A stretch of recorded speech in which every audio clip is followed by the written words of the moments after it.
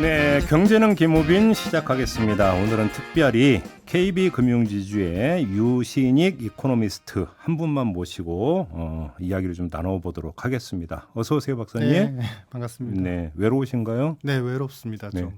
대신 먼저 충분히 말씀하실 수 있으니까 하고 싶은 말씀 다 하시기 바라고요. 오늘 좀 세계 경제를 좀 전망해보는 시간으로 꾸며보려고 하는데 세계 경제 전망에 있어서 핵심 키워드는 결국 블록화. 네네. 이렇게 정리해도 되는 거죠. 예, 맞습니다. 이 블록화라고 하는 게 미국 주도의 블록 이렇게 이해하면 되는 겁니까? 맞습니다. 이게 이제 그 전에 음. 좀 재밌는 얘기를 하나만 전해드릴게요. 그러니까 제가 지난 주말에 구글 전 세계 키워드 검색량을 검색을 해봤습니다. 근데 네 가지를 해봤거든요. 첫 번째 1번은 페드의 펀드 레이트, 그러니까 미국 금리, 미국 기준금리. 뭐 최대 관심사죠. 예, 그다음에 물가, 인플레이션. 네. 근데 이 두 개는 검색량이 서서히 6월 피크로 해서 이제 떨어지고 있어요. 그러니까 사람들의 체감은 이제 좀 지쳐가고 있다. 그러니까 이게 이제 알겠는데 경제에 미치면 얼마나 미치겠어요. 약간 이런 이제 타성화되는 그런 이제 습성도 생기는 것 같고. 근데 이제 제일 검색량이 많았던 게 뭐였냐면은 2023년 리세션. 그리고 검색량이 상당히 저수준으로 낮아져 있는데 여기서 높아지지 않고 있는 게 신냉전. 그래요? 예. 그건 또 안 높아지고 안 높아집니다. 연초에 전쟁이 났을 때 잠시 튀었다가 그 숫자가 계속 줄어들고 있는 근데 상태입니다. 블록하고 사실 신냉전은 이게 연동이 되어 있는 거죠. 연동이 됩니다.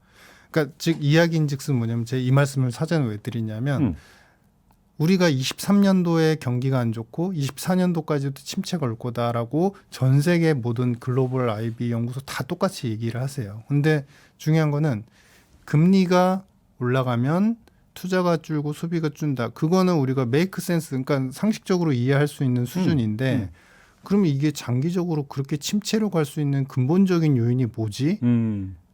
근본을 따져야 되는데 근본을 좀 놓치고 있는 상태. 거기서 제가 이제 바로 이 잠재적 구조적 요인이 다 블록화에서 나오는 것이다. 이 블록이라는 의미를 이제 다시 이제 그 말씀해 주신 걸로 주제로 돌아가면 블록은 중요한 거는 이 차단의 의미가 있습니다. 그리고 군집화하는 의미가 있습니다. 그렇죠. 그렇죠. 우리끼리 모이고 우리가 아닌 경우는 차단하고 이렇게 되는 거죠. 그렇죠. 근데 이게 블록화가 이제 과거에 이제 1930년도 때도 이제 진행이 된 바가 있었는데 이 블록화가 굉장히 장기화되면은 문제가 굉장히 심각한 게 블록끼리 경쟁하고 블록끼리 당연히 이제 서로 간에 교육을 안 하는 건 당연한 일로 우리가 받아들이는데 문제는 블록 내에서도 문제가 또 생깁니다. 블록 내에서도? 네. 어떤 문제가 생겨요? 그러니까 이를테면은 우리가 1930년도에 그 영국 중심으로 해서 스털링 블록이 있었습니다. 그 우리 이제 영국에서 공부하셨던 홍 소장님 계셨으면 더 재밌었을 텐데 그때 당시에 이제 영국이 대영 제국이라고 해서 많은 식민지를 거느리고 경제적인 호황을 굉장히 크게 누렸었고 미국보다 앞선 국가였었죠. 1등 국가로 이제 인식이 됐는데 이 스털링이라는 이제 그 파운드화로 묶인 이제 블록에 들어가서 무엇을 하냐면은 영국의 힘을 받고서 계속적으로 물건도 팔고 거기서 좋은 수입도 얻고 그리고 시장 자체가 크니까 거기에서 이제 많은 혜택들을 누리고 이런 형태였었죠. 근데 거기에 그러면 어떤 국가들이 들어갔냐? 첫 번째 요즘에 이제 중동 국가 이집트, 뭐 이란, 그다음에 이라크 이런 국가들도 들어가 있었고요. 우리가 알만한 노르웨이, 핀란드, 뭐 스웨덴 거의 다 들어가 있었습니다. 그러니까 국가 수만 해도 거의 한 30여 개의 국가가 더 넘었었는데 근데 중요한 거는 뭐냐면은 이게 통화를 갖다가 우리가 소위 얘기하는 정확히 표현하면 관리 변동인데 패깅을 시켜놨어요. 그러니까 1파운드당 우리 이집트의 통화는 얼마로 색정이 돼. 딱 고정시켰다는 그렇죠. 그래서 범위를 어느 정도는 두지만 고정을 시켰고 마찬가지 스웨덴도 마찬가지고 뭐 다른 나라들도 마찬가지인데 그럼 무슨 일이 발생했냐면 이렇게 딱 패깅을 시켜야 되는 것 때문에 우리가 설령 영국에 수출을 잘해가지고 돈을 잘 벌어도 우리 통화 가치를 맞추기 위해서 계속 돈을 쓰면서 계속 통화 가치를 맞추는 겁니다. 이걸 맞추지 않으면 어떻게 되냐면 균형이 딱 이제 균형점에서 넘어가면서 이 국가가 갑자기 몰락을 하거나 아니면 힘들어지는 그런. 그러니까 이게 하나의 어떻게 보면 폐쇄형 경제를 이뤘다는 거죠. 쉽게 말하면 이제 그 블록 안에서의 수평적 연대가 아니라 종속 현상이 나타나는 거잖아요. 그것을 더 쉽게 표현하면 종속적인 대장을 중심으로 해서 종속적인 어떤 구도가 형성이 됐고 더 우리가 이제 재밌는 표현을 하면 입장료를 내야 되고 중간에 자릿세를 계속 내야 되는 구조가 되는 겁니다. 갑자기 조폭이 떠오르. 근데 물론 이제 영국은 그렇다고 해서 이제 다 뭐 그러면 나몰라라 한 건 아니었습니다. 그 뭐냐면 이제 준비금을 마련을 해서 어떤 국가들이 어떻게 힘들 때 도와주겠다. 예. 외부에서 침공이 경제적 침공이 있을 때 어떻게 쓰겠다라는 계획은 있었어요. 근데 이게 이 영국에 패깅된다는 게 영국 경제도 사실 플럭추에이션이 있고 당연히 외부적으로 달러 대비한 이제 통화로서 이제 예전엔 거의 기축 통화였는데 공격을 받을 때마다 출렁이면은 당연히 거기에 맞추느라고 자금과들이 맞추느라고 이제 완전히 다리가 찢어지는 거예요. 그러니까 그러다 보니까 나중에 이제 70년도 가면서 이제 물론 경제가 미국이 더 이제 올라섰다는 것도 있었지만 그때부터 이제 탈퇴를 하기 시작해서 거의 대부분 국가 탈퇴를 했습니다. 예. 근데 지금 나타나고 있는 양상도 그렇게 지금 그 박사님 설명과 비슷하게 나타나는 게 미국은 어딘가 블록에 가입하기를 사실은 직간접적으로 거의 요구를 하고 있고 우리 경제는 지금 미국 금리만 지금 쳐다보면서 거의 지금 뭐 종속된 상태로 계속 끌려가고 있고 양상이 비슷하잖아요. 그렇죠. 그거는 경제적 블록이었고 이거는 어떻게 보면 정치적 블록인데 정치 외교적 블록인데 양상은 똑같다라는 거죠. 그렇죠. 그리고 이 우리가 신경망이라서 뉴럴 네트워크처럼 굉장히 촘촘히 엮여 있어서 오히려 지금과 같은 블록에서는 더 힘들어질 수 있다. 오히려 그때보다 30년대 어떤 영국 중심의 블록보다 어떤 점에서 더 힘들어요. 이게 이제 잘 생각해 보시면 우리는 어떻게 보면은 페드의 파월 의장 이야기만 듣고 바이든 대통령의 이야기만 들어서 물가가 이렇게 높아진 건 물론 유동성 측면도 있지만 전쟁 때문이야 이렇게 생각을 하시는데요. 우크라이나 전쟁. 그게 아닙니다. 사실 2021년도 여름부터 미국의 물가가 4% 5%씩 계속 올라가기 시작을 했고 그때 올라가는 이제 결정적인 계기 중에 한 예는 미국이 뭔가 신재생 정책을 계속 추진을 하는데 추진을 함에도 불구하고 중국의 물건을 사서 싸게 사가지고 태양광도 설치하고 신재생 동력을 돌려야 되는데 법안으로는 신장 위구르의 노동자들을 탄압하고 억압했다는 이유 때문에 신장 위구르에서 대부분의 태양광 부품과 소재가 생산이 되는데 그 품목을 안 가져왔어요. 신장 위구르에서 생산됩니까? 예. 그게? 중국 안에서도? 예, 맞습니다. 그러니까 그것만이 아니라 사실 중국의 어떤 인권적인 문제나 다양한 정치적인 문제에 대해서 우리하고 맞지 않다는 이유로 중국이 장점이 있는 게 사실 폴리에틸렌이나 화학 섬유 쪽인데 그쪽에 신재생과 연결된 제품들도 소재들도 상당히 많습니다. 근데 그거를 수입을 안 해왔었고요. 그럼 인플레이 주된 원인은 정치적인 데서 발생한 거네요? 바로 우선주의에서 발생한 겁니다. 우선주의와 G2 갈등에서 먼저 시작된 우리는 어떻게 겁니다. 생각하냐면 우크라이나 그다음에 두 번째 코로나로 인해서 그러니까 돈을 막 푼 거 이것 때문에 인플레가 이제 발생한 거 아니야 이렇게 생각했더니 그게 아니라는 얘기래요? 그렇죠.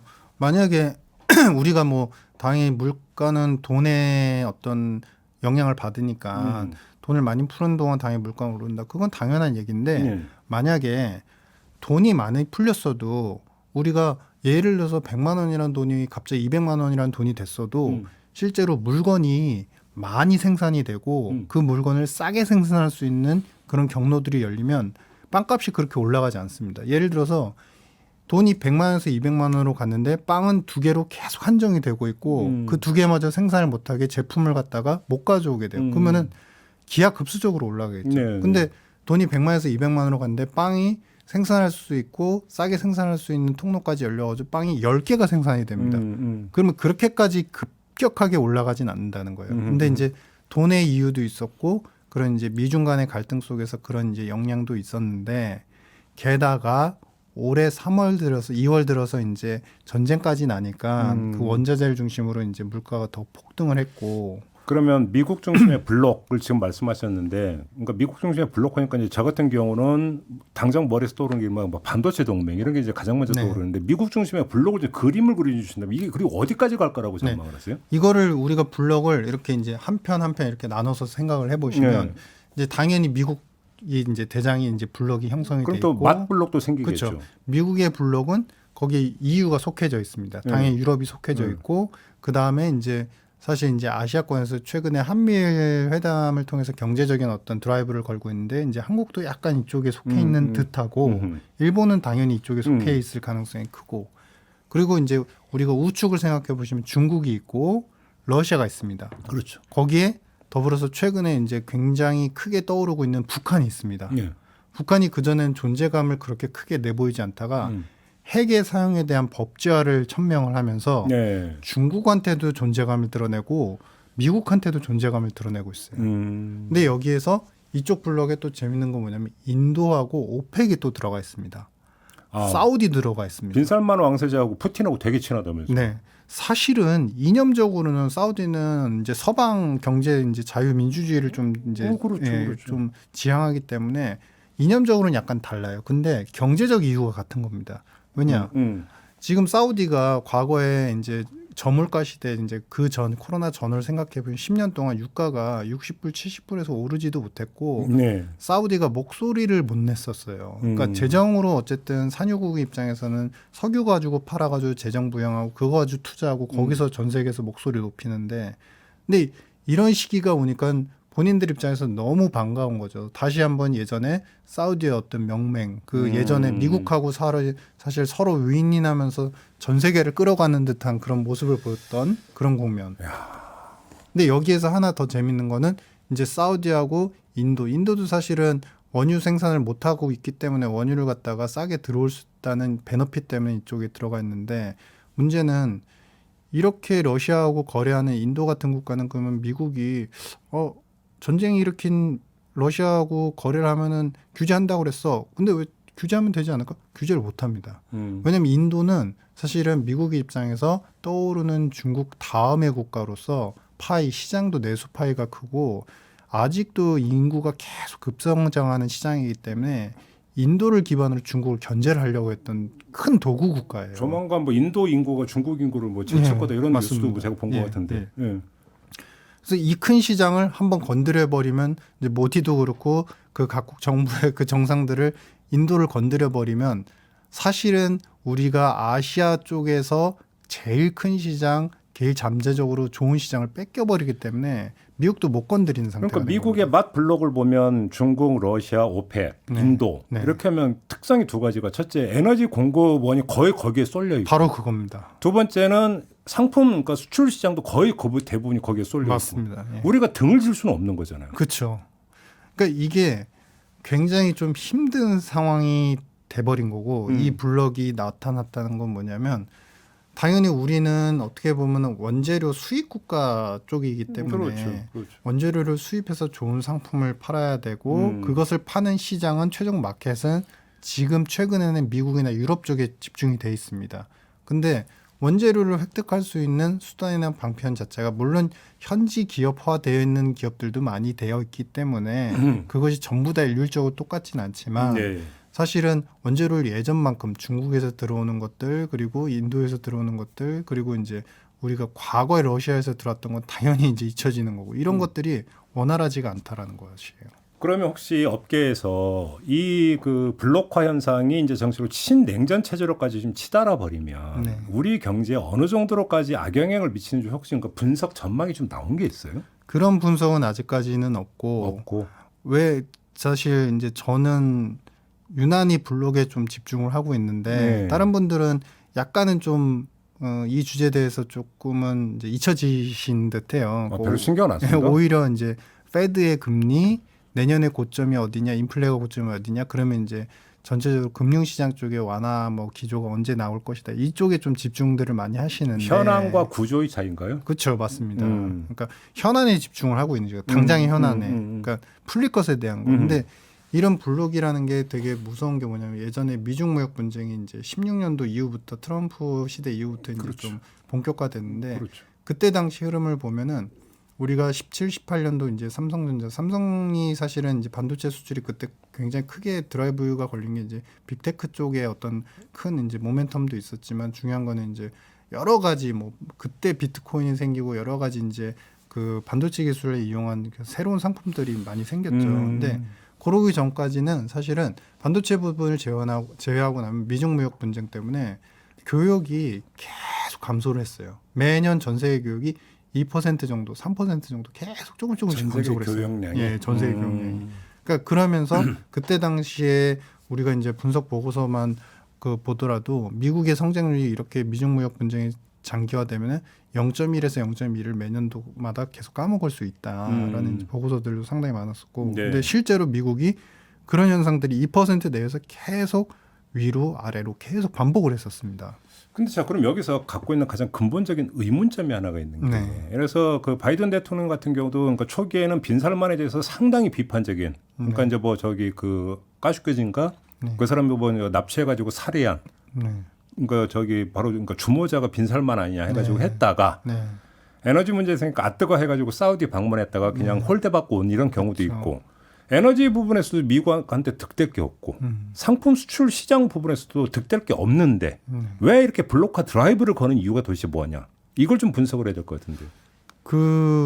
일단은 지금 그 바이든의 모든 정치적 철학이나 이런 것들은 민주당으로 거슬러 올라가게 되고 민주당의 이제 오리진으로 가면 결국에 오바마 정책하고도 연결이 됩니다. 그렇죠. 그렇죠. 그러니까 중요한 거는 지금 우리가 이제 어떤 일이 있었냐면은 예전에는 우리가 사우디에 대해서 어떻게 보면 미국이 전체적으로 공화당도 마찬가지였고 나중에 오바마 후기 때도 마찬가지였고 사우디하고 좀 가까워지려는 모습들은 보였었어요. 근데 중요한 거는 이란이란 매개체가 또 있습니다. 그러니까 이란이 또 사우디하고 계속 싸워요. 수니파, 시아파 그런 거, 패권 전쟁 뭐 이런 것 때문에 계속 싸우는데 중요한 거는 오바마 때 어떤 기류가 형성이 됐었냐면 오바마 때 처음에 사우디하고 잘 지냈습니다. 근데 후반부로 가면서 이란이 핵을 갖고 있는데 핵을 갖고 있으면서 중동 불안을 계속 일으키니까 민주당에서 계속 이제 원하는 그러니까 지향하는 이제 자유 평화 그다음에 글로벌 평화 이런 것들에 계속 적이 되다 보니까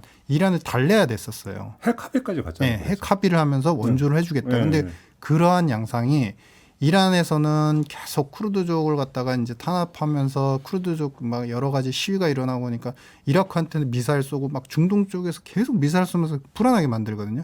그러니까 이란을 잠재우려고 하니까 그렇게 잠재우면서 약간 손을 잡는 듯하니까 사우디가 기분이 나빠진 거예요. 아 우리가 오일머니로 당신들 채권 사주면서 기축통화로 만들어줬는데 이제 와서 이래 그러면 사이가 약간 나빠졌다가 트럼프 대통령이 들어서면서 이제 다시 사이가 복원됐는데 그렇죠. 핵 합의 파기하고 했으니까. 그렇죠. 네. 근데 그거를 또 망가뜨리는 거죠. 거기에는 이제 과거에 그런 이제 오바마 때 약간의 이제 서로 안 좋았던 마찰적 기억도 있고 두 번째는 뭐냐면 바이든 그러니까 지금 현재 민주당 그리고 지금 현재 미국 정부 같은 경우는 우선주의가 과거 어느 때보다도 굉장히 치달아 있고 그 치달은 양상 속에서 다른 국가 그러니까 우호국을 가져오면서 이렇게 같이 싸우는 게 아니라 모두 다 배제를 시켜버리고 있어요. 그러니까 이런 양상이 대표적으로 어디서 나타나냐면 독일하고의 거래에서 나타납니다. 독일하고의 천연가스 거래에서 사실상 연말에 천연가스 대란이 난다 했는데 오히려 러시아는 중국한테 값싼 가격으로 천연가스 가격을 시장 가격보다 디스카운트해서 팔아주겠다. 원유도 디스카운트해서 팔아주겠다 그러는데 미국은 그렇지 않아요. 그 수출량을 계속 늘리면서 천연가스 가격을 시장 가격으로 어느 정도의 보조도 없이 계속 판매를 하다 보니까 미국은 3분기에 GDP가 2% 이상 이렇게 좋게 나온 데 있어서 순수출이 역사상 거의 20년 만에 순수출이 플러스가 나온 거예요. 그러니까 지금 사실은 미국은 철저하게 우선주의로 가면서 자기들의 블록의 국가들을 어느 정도 보호하면서 데려가야 되는 입장인데 그러지 못하고 있는 상태. 지금 아메리카 퍼스트가 아니라 아메리카 온리네요. 네, 온리로 우리만 가는 잘 거죠. 살면 된다 네, 이거잖아요. 맞습니다. 지금. 그러니까 그러한 양상이 계속 이제 반복이 되다 보니까 그런 과정 속에서 중간에 이제 속해 있는 국가들 입장에서는 수입도 힘들고 수출을 하기에도 좀 애매한. 그런데 이제 문제가 되는 거는 뭐냐면 서방의 이 블록이 또 약간씩 틀어지고 있습니다. 독일이 이제 미국만 믿을 수는 없는 거고 독일도 독일의 입장에 있는 거예요. 독일이 이런 식으로 가면 내년도에 성장률이 완전히 다운그레이드가 될 상태인데 그러다 보니까 독일도 사실은 철강이라든지 비철강 쪽에 대한 수입 수요가 분명히 있고 시장도 파일을 좀 넓혀가지고 많이 팔아야 되는데 네. 이렇게 이렇게 강제 블록화되면 움직이지도 못하니까 최근에 숄 총리가 이제 그 시진핑을 만나가지고 맞아요. 예. 우리가 바이온테크를 제공할게. 우리도 쓰겠습니다. 그래서 우리 교역도 좀 늘립시다. 이러면서 혼자 독단적으로 이상한 행동을 보이는데 독일의 국민이나 제가 독일의 입장이라고 생각한다면 이해가 가는 부분이 있는 거죠. 충분히 이제 자기들도 먹고 살아야 시장 파이하고 교역 상대국을 뚫어놔야 되니까. 그러면 그러니까 블록에 균열이 갈 수도 있다는 얘기가 돼버리죠. 네, 맞습니다. 그러면 그게 지속 가능하겠어요, 그게? 그러니까 이 블록의 양상이 문제가 되는 거는 이제 서방의 블록은 균열이 그 결속력이 약한 상태인 네, 것이고 네. 우리가 중국 쪽의 블록은 이념적인 이유, 경제적 이유 때문에 서로 간의 이해의 타산을 갖다 당장에 따지지 않고 굉장히 공고하게 지금 만들어가고 있는 상태예요. 오히려 그쪽이 더 결속이 강하다. 그렇죠. 이야. 근데 아까 말씀드렸던 우리가 스탈린, 그러니까 파운드 블록 말씀드렸지 않습니까? 예. 결국에 블록의 최종 상징물은 뭐냐면 통화예요, 통화. 어. 근데 지금 뭐 미국은 아직 블록을 깰 만한 건 아니죠. 달러가 워낙에 강세고 좋으니까. 근데 중요한 거는 그래서 이쪽 블록이 그러면 통화가 좀 망가지지 않을까 했지만 사실 러시아하고 중국이 그 원유하고 에너지 수입 교역을 할 때 반은 위안화, 반은 루블화를 결제하면서 얘네들의 가치가 그렇게 물론 위안화도 최근에는 절하가 되긴 했지만 절대적인 가치가 예전에 과거에 대비해서는 절대 떨어지지 않고 오히려 루블화는 역사상 가장 안정적인 숫자를 보이고 있어요. 루블화 폭락할까다 우크라이나 전쟁 나고 네. 그랬을 때 이런 전망이 거의 그러니까 대세였는데 네. 전혀 안 일어나는 초반에 폭락을 했다가 네. 그런 위안화하고 계속적인 중국하고의 단합적인 거래 때문에 위안화가 오히려 그러니까 러시아 달러 환율이 안정화되는 하향 안정화되는 형태를 보이고 이 추세는 과거의 5년, 10년 동안 봤을 때 더 안정한 더 강세인 기조를 유지를 하고 있는 상태라는 거죠. 근데 미국 입장에서 미국 주도의 블록이 불안정하고 균열이 있으면 그럴수록 더 그러니까 블록 밖을 그러니까 대하는 태도가 더 강경하게 가고 네. 정치적 요인을 더 강조할 수도 있는 거 아닙니까? 맞습니다. 거기서 이제 포인트가 나오는데 네. 최근에 이제 공화당이 이제 메카시 그 원내대표가 우리가 이제 하원을 이제 우리가 다수당이다 해서 이제 직접 구성을 하게 되면 이제 특별위원회를 만들어서 중국을 감시를 하겠다. 직접적으로 규제를 하겠다. 그리고 상원에서는 최근에 이제 중간 선거 끝나고 나서 상원에서 무슨 법안을 상정했냐면은 중국의 반도체 상품 부품을 아예 쓰지 않는 법안을 이제 상정을 하고 있는 상태. 그러니까 뭐냐면 블로그에 아까 이제 균열이 좀 있고 결속이 약하다 그러면은 방법은 두 가지예요. 상대 쪽 블록의 대장을 때리던가 아니면 내부에 있는 하위에 있는 이제 국가들 오히려 우호적인 국가인데 우호적인 국가들한테 군기 잡으면서 아 너희들 이렇게 하면은 우리 달러비 계속 갚으라고 압박을 할 테니까 줄 잘 서 이렇게 하는 건데 네. 지금 그거는 못 하고 있습니다. 사실상 명목상 이제 우호국들한테 줄 서 이거는 네. 못 하고 있습니다. 그럼 왜? 계속 중국 때리기로만 중국 때리러 가는 거죠. 왜냐하면은 지난번에 이제 이것도 잠시 말씀드렸지만 뭐 되게 큰 주제인데 일본의 국채 비중이 상당히 커요. 그러니까 일본의 미국채 비중이. 그러니까 지금 중국이 많고 일본이 많은데 지금 일본이 제일 많은 상태거든요. 그러니까 일본이 갖고 있는 미국 국채가 미국 많다. 국채 많은 거죠. 근데 이거는 잠깐만 말씀드리면 일본이 미국 국채를 계속 엔달러 환율을 안정화시켜서 미국 국채를 팔아줘 엔화 환율을 계속 이제 안정화시키게 되면 어떤 일이 생기냐면은 미국 페드가 그 어떤 지향하고 있는 시장금리의 방향성보다 더 급격하게 올라가고 그게 시장금리가 너무 급격하게 올라면 미국의 부채 사이드가 급격하게 올라가면서 이자에 대한 감내할 수 있는 수준을 넘어가기 때문에 미국 재무부가 위험해져요. 사실은. 오히려 미국 목줄을 일본이 쥐고 맞습니다. 어느 정도 도와줘야 되는 상태인 겁니다. 그러니까 그렇기 때문에 일렬로 서라기보단 우리 한미일끼리 이번에 한번 뭉쳐서 좀 잘해보자. 좀 다시 잘해보자. 이런 이제 제스처가 표현이 됐고 이거는 비단 정치적인 요인뿐만 아니라 경제적으로 분명히 연관이 돼 있다라는 것이고 그런 상태에서 그러면 이제 방법 두 번째는 중국을 계속 때려야죠. 중국을 때려야 되고 중국을 규탄을 해야 되고 계속적으로 이미 규탄했습니다. 올해 4월에 나토에서 전략회의에서 미국 중심으로 그렇죠. 새 가장 최대 위협적인 적이다라고 표현을 했는데 이런 현상들이 이제 가속화되면은 이미 이번에 이제 그런 거를 우리가 복귀해 볼 수 있을 것 같습니다. 그러니까 뭐냐면 이번에 이제 그 미중이 만났었죠. 근데 만나가지고 신냉전 없다라고 얘기를 했는데 과거에 트럼프하고 미국 이제 중국 시진핑이 만나서 실질적으로 미중 분쟁이 시작됐던 초입 시점을 잘 복귀해 보시면 서로의 입장 차가 있을 때는 안 만났어요. 근데 안 만나다가 만나서 우리 좀 화해도 하고 좀 이야기를 나눠봅시다 했는데 입장이 서로 상당히 공고했어요.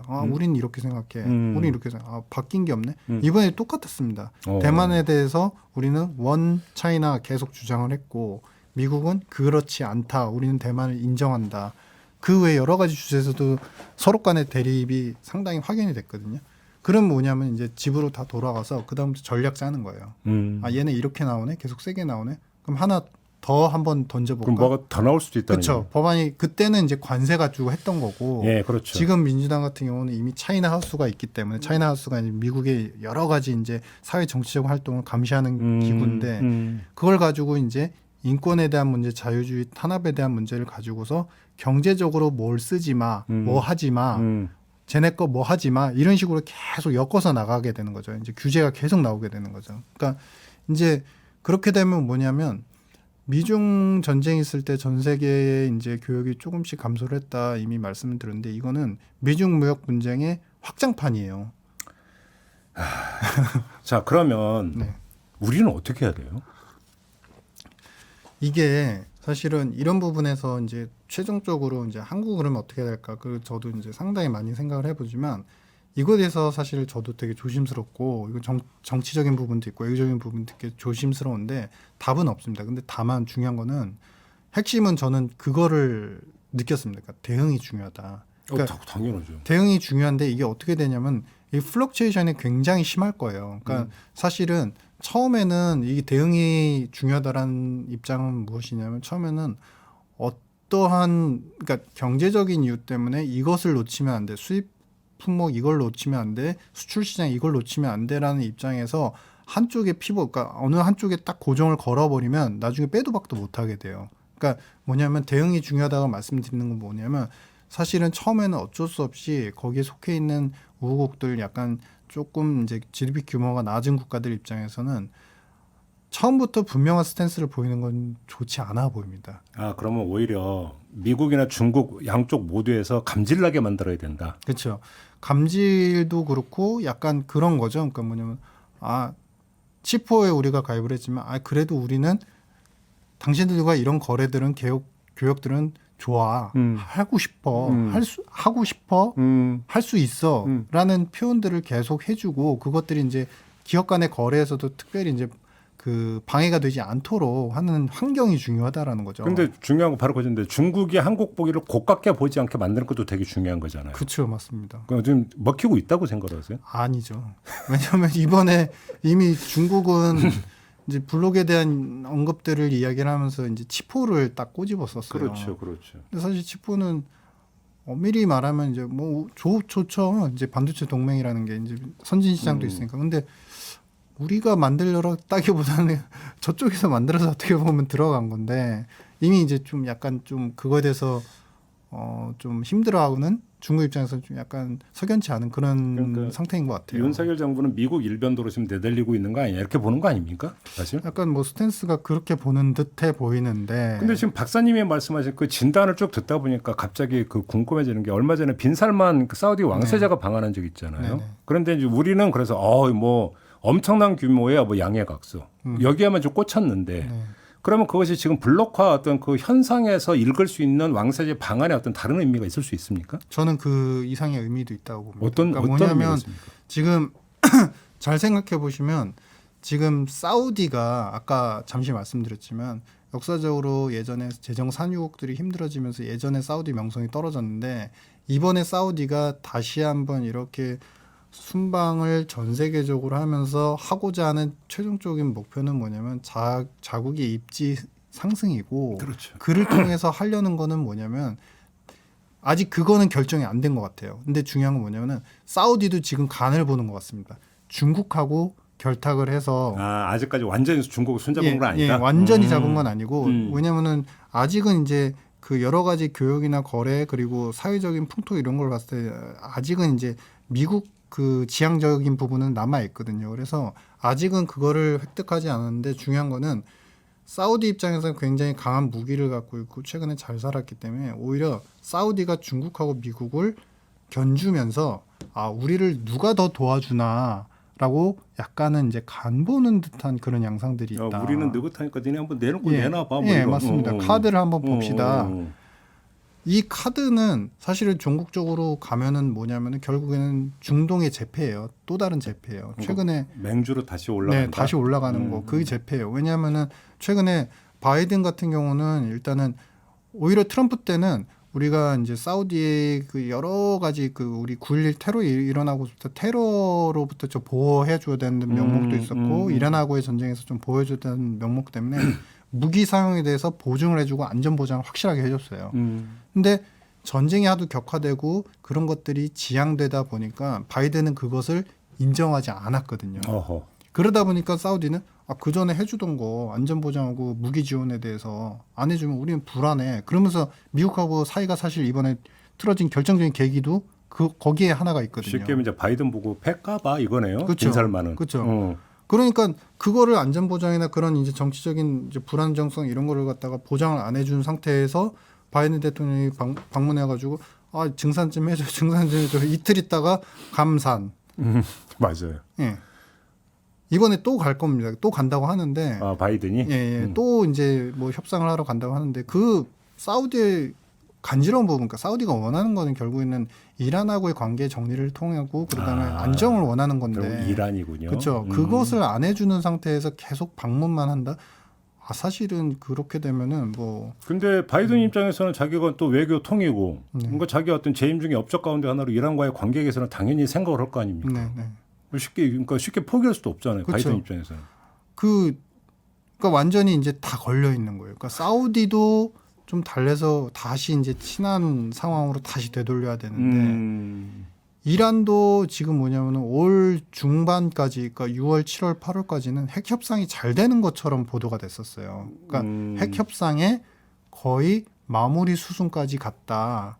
근데 자세한 사항은 말을 못하지만 이란의 이제 대통령이 그런 얘기를 했죠.